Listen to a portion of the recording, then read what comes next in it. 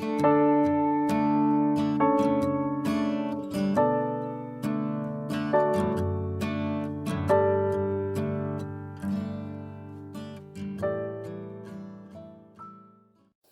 시간 주님께 안녕하세요. 대강교회 오훈 목사입니다. 2월 24일 금요일입니다. 하나님 우리 주신 말씀은 누가복음 12장 1절에서 12절 말씀입니다.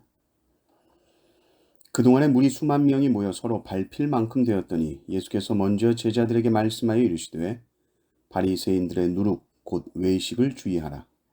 감추인 것이 드러나지 않을 것이 없고 숨긴 것이 알려지지 않을 것이 없나니 이러므로 너희가 어두운 데서 말한 모든 것이 광명한 데서 들리고 너희가 골방에서 귀에 대고 말한 것이 지붕 위에서 전파되리라. 내가 내 친구 너희에게 말하노니 몸을 죽이고 그 후에는 능히 더 못하는 자들을 두려워하지 말라. 마땅히 두려워할 자를 내가 너희에게 보이리니 곧 죽인 후에 또한 지옥에 던져 넣는 권세 있는 그를 두려워하라.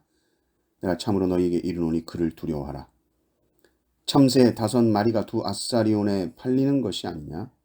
그러나 하나님 앞에는 그 하나도 잊어버리시는 바 되지 아니하는도다. 너희에게는 심지어 머리털까지도 다 세신 바 되었나니 두려워하지 말라. 너희는 많은 참새보다 더 귀하니라. 내가 또한 너희에게 말하노니 누구든지 사람 앞에서 나를 시인하면 인자도 하나님의 사자들 앞에서 그를 시인할 것이요 사람 앞에서 나를 부인하는 자는 하나님의 사자들 앞에서 부인을 당하리라. 누구든지 말로 인자를 거역하면 사하심을 받으려니와 성령을 모독하는 자는 사하심을 받지 못하리라.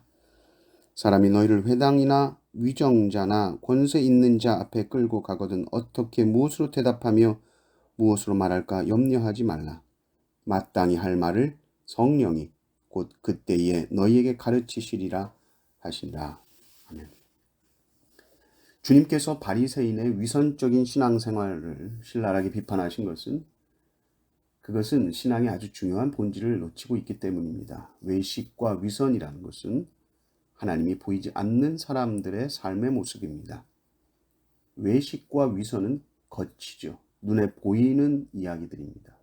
그런데 신앙은 보이지 아니하는 내면으로부터 시작되는 것이죠. 오늘 본문을 보면 주님께 수만 명이 몰려옵니다. 얼마나 많은지 서로 밟힐 만큼 많다라고 합니다. 그때 그들에게 말씀하시는 것이 바리새인들의 누룩, 곧 외식을 주의하라고 하십니다. 누룩은 잘 퍼지죠. 겉으로 보여지는 것으로 하는 신앙생활 주의해라. 그 주위의 지체들에게 그런 신앙생활의 태도가 너무 잘 퍼진다. 어두운 데서 말한 것 아무도 안 듣는다고 생각하고 한 말들 보니까 광명한 데서 다 들리더라. 주의해라. 조심해라. 골방에서 귀에 대고 속삭인 것 지붕 위에서 다 선포된다. 주의해라. 조심해라. 어두운 데서 골방에서 무슨 말을 합니까? 와, 저 사람 알고 보니 참 괜찮은 사람이더라. 나는 몰랐어. 어두운 데서 골방에서 이런 칭찬을 한다면 뭐 드러나도 문제 없겠죠. 그런데 거기서 한 사람을 정죄하고 비난하는 말이었다라고 한다면, 그리고 그것이 모든 사람에게 다 들리게 된다면 참으로 부끄러운 일 아닙니까? 그래서 믿는 자들은 하나님 앞에서 살아야 하지 사람 앞에서 살면 안 됩니다. 하나님을 두려워해야지 사람을 두려워하면 안 됩니다.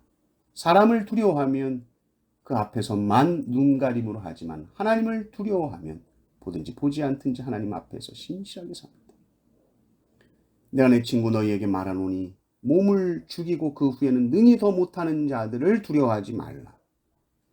4절에 나오죠. 사람이 손댈 수 있는 것은 그 육체입니다. 이 육체를 괴롭게 할 수 있어요. 이 육체를 아프게 하고 심지어 죽일 수 있습니다. 그러나 그게 답니다. 그러나 하나님은 우리의 영혼까지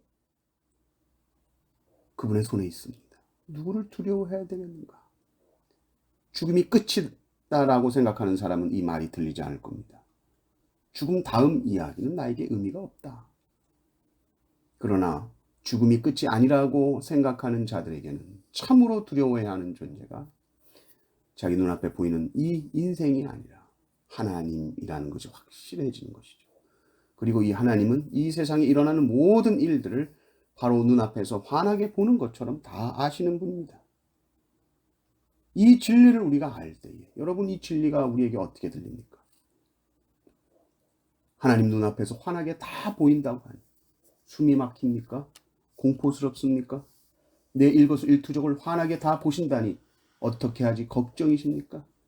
그러나 신자는 결코 하나님을 공포스럽게 인식하지 않습니다.